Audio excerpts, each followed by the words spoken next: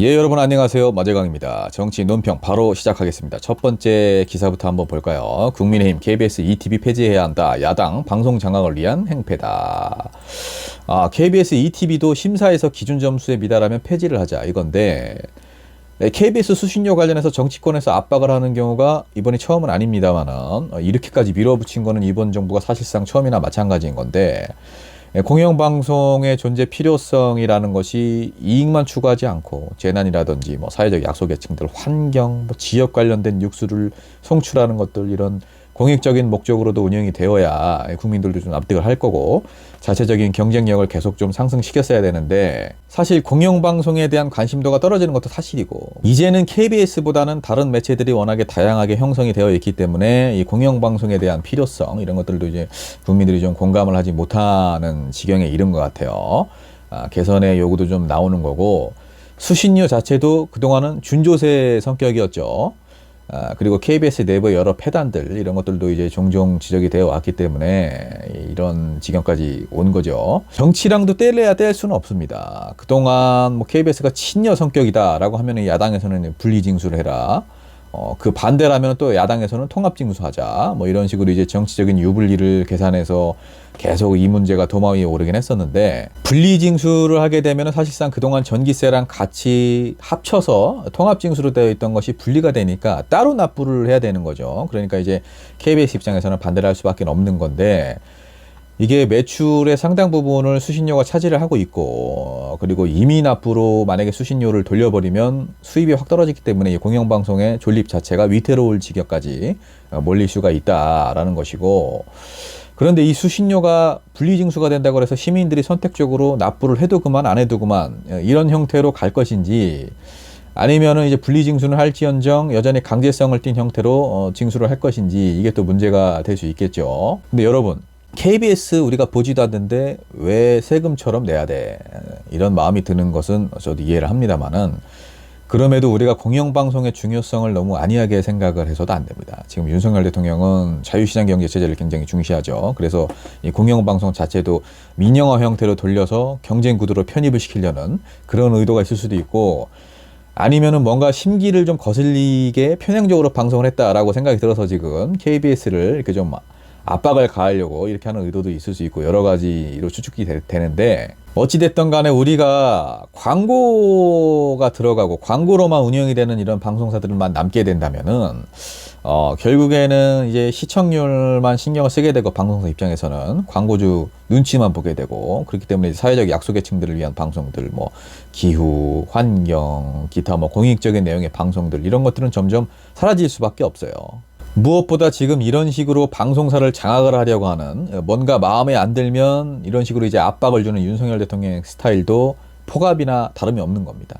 KBS의 체질 개선도 중요하지만 공영방송의 필요성도 무시할 수는 없다는 거, 그리고 정치적으로 방송사를 길들이려고 하는 이런 윤석열 대통령과 정부, 국민의힘의 행위들, 이런 것들을 우리 국민들이 넘어가면 안 됩니다.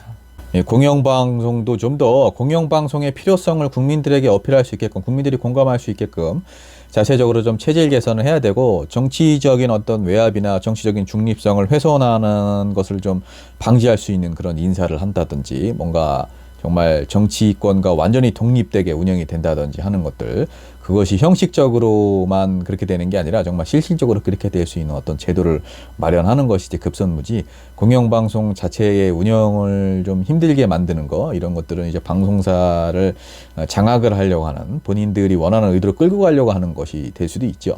그래서 우리가 이 단순히 수신료 분리징수라든지 KBS ETV 폐지라든지 이런 것들은 윤석열 정부에서 호도하는 것들만 고지고대로 믿을 게 아니라 우리 국민들이 좀 냉정하게 판단을 할 필요성이 있다라는 부분을 좀 말씀을 드리고 싶습니다. 자, 다음 소식입니다. 외교부 3자 변제안 거부, 피해자 유족 4명 배상금 공탁 절차. 자, 윤석열 정부에서 일제 강제동원 핵법이라고 내놓은 것이 제3자 변제안이라고 해서 우리 기업들이 모은 성금으로 피해자들에게 변제를 해주는 거죠. 즉 일본의 전범 기업들이나 일본 정부에서 이 피해자들에게 제대로 된 사과나 배상을 해주는 게 아니라 그들은 아무것도 하지 않는 거고, 우리 기업들이 피해자들에게 성의를 보이는, 이런 정말 말도 안 되는 배상 방법인 건데, 끝까지 반대하는 피해자와 유족 4명, 지금 이분들에 대한 배상금을 법원에 공탁으로 걸겠다. 알아서 찾아가라, 그거죠. 원고 15명 중에 우리 양금덕 할머니, 이준석 할아버지 포함 4분인데 외교부 관계자가 이런 말을 했다고 합니다. 공탁을 하게 되면 마음이 열릴 때 언제든 수령할 수 있다는 점을 감안해서 결단을 했다. 지금 뭔가 대단히 착각을 하고 계신데 외교부가 뭔데 결단을 합니까? 결단은 피해자들이 하는 거죠. 본인들이 뭔데 지금 구상권 청구까지 안 한다고 해가면서 피해자들의 정당한 권리를 막는 겁니까? 대법원에서 결정이 난 건데 정부가, 외교부가 이걸 못한다, 뒤집는다? 이래놓고 나중 가서 공탁까지 했는데 몇몇 피해자들이 끝까지 찾아가지 않았다. 이런 식으로 합리화를 할 거 아닙니까? 의도가 뻔히 보이죠. 일본에서 사과를 하고 전범 기업들이 보상을 해주는 게 그렇게 어렵습니까? 지금 우리가 오염수 방류까지 허용을 해가면서 대체 일본에 얻은 게 뭡니까? 강제동은 피해자들 눈에서 피눈물만 뽑아내고 있어요.